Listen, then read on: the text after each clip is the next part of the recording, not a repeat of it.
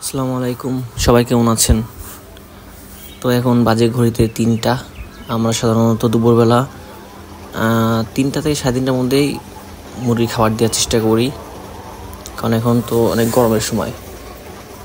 আর গরমের সময় খাবার না দেয় ভালো, কারণ স্টকের অনেক ঝুঁকি থাকে। এখন যেমন মুরগি না খেলে স্টকের ঝুঁকি অনেক কমে যাবে।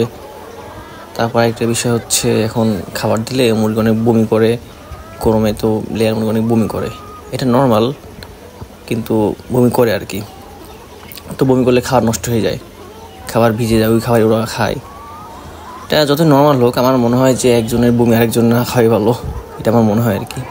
এই জন্য আমরা দুপুরবেলা খাবারটা অ্যাভয়েড করি, সকাল 5টার দিকে খাবার দিই, তারপর হচ্ছে আবার এদিকে 10টায় দিই, এদিকে একবার 3টায় দিই।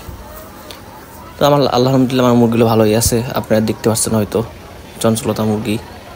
এবং আমার মনে হয় যে মুরগির চঞ্চলতাই আমার মুরগির সুস্থতা প্রমাণ করে, এটা আমার মনে হয় আর কি।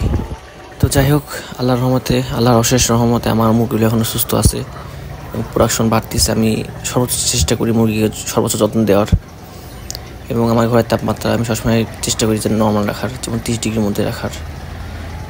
তো আপনাদের দোয়া করেন আমার জন্য, আমার মুরগির জন্য সুস্থ থাকে, ভালো থাকে এবং ভালো প্রোডাকশন পাই।